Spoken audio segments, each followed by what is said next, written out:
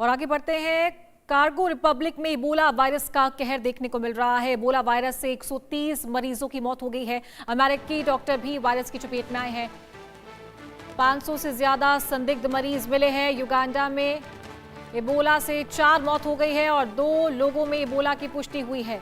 Republic of Congo में Ebola virus से एक दुर्लभ स्ट्रेन ने एक अमेरिकी डॉक्टर को संक्रमित कर दिया है, जबकि ये प्रकोप पूरे देश और साथ ही पड़ोसी देश युगांडा में भी फैलता जा रहा है।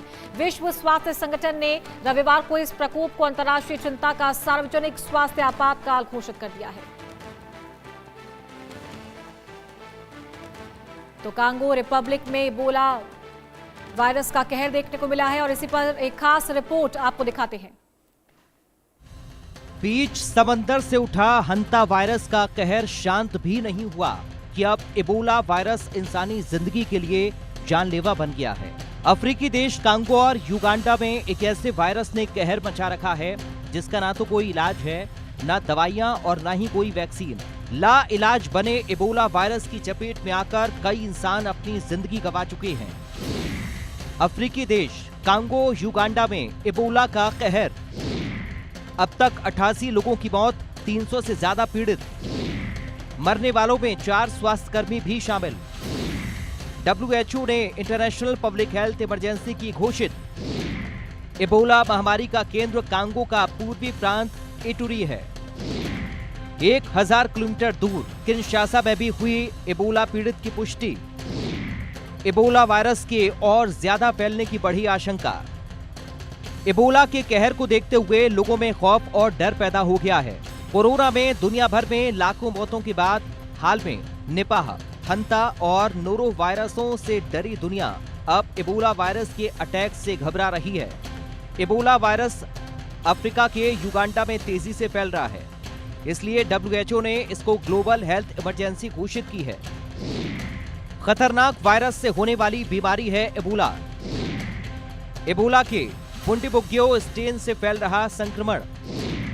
जानवरों से इंसानों में आता है बुंडीबुग्यो स्ट्रेन। संक्रमित व्यक्ति के शरीर के तरल पदार्थों से फैलता है। खून, उल्टी, पसीना या वीर्य के संपर्क में आने से फैलता है।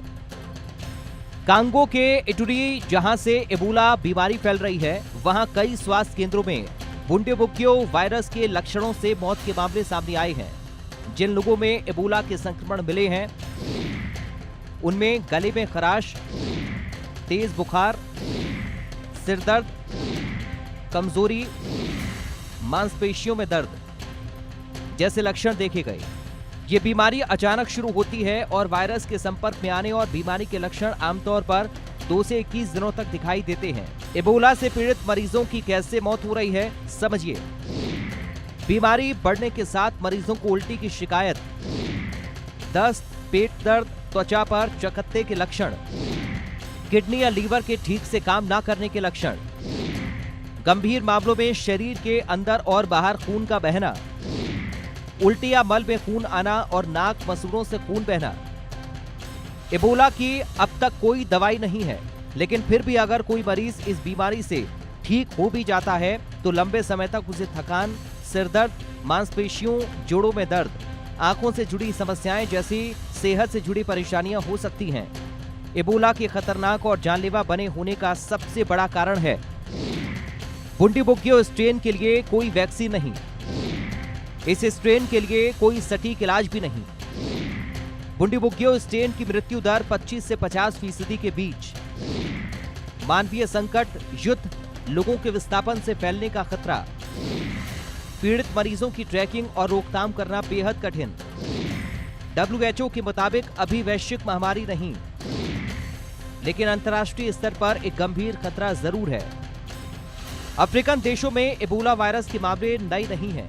समय समय पर यह बीमारी इन क्षेत्रों में उभरती रही है। पहले भी इबोला वायरस से अफ्रीका के देशों में हजारों जानें जा चुकी हैं। 1976 में इबोला का पहला मामला सामने आया। उत्तरी ज़ैरे और सूडान में पाया गया था। 2014 से 16 पश्चिमी अफ्रीका में फैली महामारी। लाइबेरिया, सिएरा लियोन, गिनी में सबसे घातक प्रकोप। करीब 28,000 से अधिक लोग संक्रमित हुए थे। 11,000 से ज्यादा लोगों की जान गई थी। 2014 से 16 के बीच इबोला से संक्रमित लोगों के आंकड़े डराने वाले हैं। कांगो और युगांडा में फिर से इबोला के प्रकोप से दक्षिण सूडान और रवांडा जैसे पड़ोसी देशों के लिए एक बड़ा खतरा बना हुआ है। बुंडीबुग्यो वायरस पहली बार 2007-8 में युगांडा के बुंडीबुग्यो जिले में मिला था। तब 149 संक्रमित व्यक्तियों में से 37 लोगों की मौत हो गई थी। उसके बाद 2012 में ये वायरस कांगो के इसरो में फैला। तब 57 संक्रमितों में से 29 लोगों की जान चली गई थी। Bureau report, India news. और इसी के साथ health expert doctor Praveen Kumar हमारे साथ जुड़ गए हैं। उनसे खास चर्चा करेंगे और जानेंगे इस वायरस को लेकर। सर, बहुत स्वागत है आपका इंडिया न्यूज पर। और सबसे पहले किस तरीके से अलर्ट रहा जा सकता है, ये बड़ा सवाल है आम जनता के जहन में इबोला वायरस को लेकर। देखिए, अलर्ट रहने की बहुत जरूरत है क्योंकि ये वायरस काफी घातक है और इसकी कोई दवाई अभी नहीं है, सिर्फ सपोर्टिव ट्रीटमेंट है। बट अच्छी बात यह है कि ये बीमारी इस वक्त पे अफ्रीका में सीमित है और अभी कोविड की तरह वर्ल्ड वाइड एपिडेमिक बना नहीं है। तो हमें इस बात का ख्याल रखना चाहिए कि अफ्रीका से जो लोग हमारे अंदर इंडिया में ट्रैवल कर रहे हैं, क्योंकि अगर वो लोग व्यवस्थापित होंगे और अपनी जगह से दूसरी जगह ट्रैवल करेंगे तो ये बीमारी को फैला सकते हैं, क्योंकि ये ह्यूमन टू ह्यूमन सिक्रीशन से फैलता है। तो अभी इन्फेक्टेड लोगों का देश में आना कंट्रोल करना जरूरी है, क्योंकि हमारे देश में आज ये महामारी का रूप या किसी बीमारी का रूप नहीं ले चुका है जी। तो हमारे लोगों के लिए अभी चिंता की बात नहीं है, पर अगर बीमारी फैली तो चिंता की बात बन सकती है। सर, कोविड से जोड़कर इबोला वायरस को देखा जा रहा है, क्या डिफरेंस है कोविड और इबोला में और किन बातों का ध्यान रखने की जरूरत है? देखिए, कोविड और एबोला में क्या है, क्योंकि एबोला भी तेजी से ह्यूमन टू ह्यूमन सिक्रीशन से फैलता है, तो इसमें भी हमें contact precautions, hygiene maintenance, preventive personal protective equipment पहनने की जरूरत है। तो इसलिए ये बचाव रोकने के लिए कोविड से सिमिलर है। पर जितनी तेज संक्रमण कोविड से हो रहा था उतनी तेजी से संक्रमण इससे नहीं हो रहा है, इसलिए यह बीमारी अभी फैली नहीं है इतनी और विश्वव्यापक एपिडेमिक नहीं बनी है। और यह बीमारी अफ्रीका में टाइम टू टाइम होती रही है, कोई नई बीमारी नहीं है, इसलिए इसका विश्वव्यापी खतरा बनने का जो चांस है वो कोविड जितना है नहीं, क्योंकि कोविड पूरे विश्व के लिए एक नई बीमारी थी और उसके अगेंस्ट किसी की बॉडी में कोई इम्यूनिटी नहीं थी, इसीलिए वो इतने विस्तार से फैल पाया। और एबोला तो 50 साल पुरानी बीमारी है और समय समय पे जैसे हमारे यहाँ पे डेंगू के अटैक आते हैं, एबोला वायरस के अटैक अफ्रीका में आते रहते हैं। तो क्योंकि कुछ लोगों को उसके अगेंस्ट इम्यूनिटी होगी, इसलिए शायद दूसरा कोविड बनने का रिस्क इसका नहीं है। ठीक है, बहुत शुक्रिया प्रवीण जी आपका इंडिया न्यूज पर जुड़ने के लिए और ये तमाम जानकारियां देने के लिए। और आगे बढ़ते हैं, अलीगढ़ में लव जिहाद का बड़ा मामला सामने